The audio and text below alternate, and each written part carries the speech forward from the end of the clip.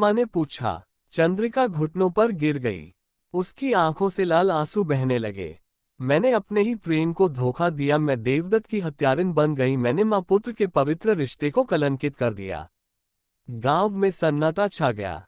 रात और भी गहरी हो चुकी थी। गांव वाले एक अजीब भय में डूबे हुए थे। कुएं से उठती लाल रोशनी बुझने लगी और चंद्रिका का शरीर कांप रहा था। उसकी आंखों में अब क्रोध नहीं बल्कि पछतावा था। मैंने 7 जन्मों तक जिसे श्राप दिया वह निर्दोष था। वह जमीन पर गिर पड़ी। लेकिन तभी कुएं के पानी में हलचल हुई। कुछ आने वाला था। देवदत्त अब भी बेहोश था, लेकिन उसकी सांसें धीरे धीरे तेज हो रही थीं। पार्वती ने अपने बेटे को देखा। क्या सच में मेरा बेटा बच पाएगा? तभी कुएं से एक परछाई बाहर निकली।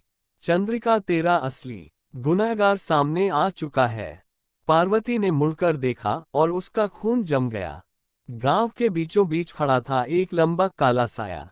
गांव की हवा अचानक भारी हो गई। ठंडी हवा के झोंकों में सड़े हुए फूलों की गंध थी। कुएं की आत्मा ने धीरे से कहा, चंद्रिका, तेरा असली कातिल आ चुका है। और तभी वह लंबा साया धीरे धीरे इंसानी रूप लेने लगा। जब उसकी आकृति साफ हुई तो चंद्रिका चीख उठी, तुम जिंदा हो। पार्वती को लगा कि जैसे उसकी सांसें रुक जाएंगी। गांव वाले डर के मारे पीछे हट गए।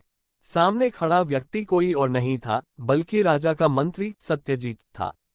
वही व्यक्ति जिसने 7 जन्म पहले चंद्रिका से प्रेम का नाटक किया था और फिर उसे कुएं में धकेल दिया था। चंद्रिका की आंखों में आंसू थे।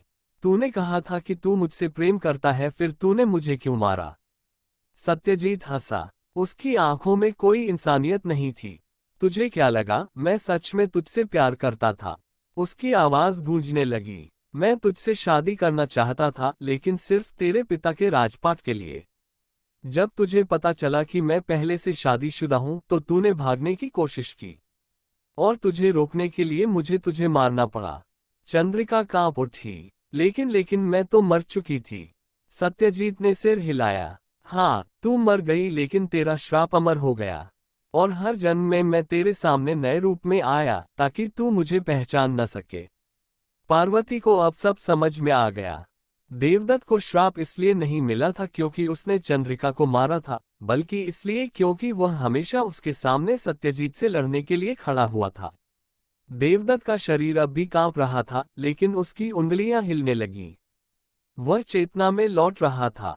सत्यजीत अब चंद्रिका की ओर बढ़ रहा था। तूने मुझे 7 जन्मों तक परेशान किया, अब मैं तुझे हमेशा के लिए मिटा दूंगा। चंद्रिका ने पीछे हटते हुए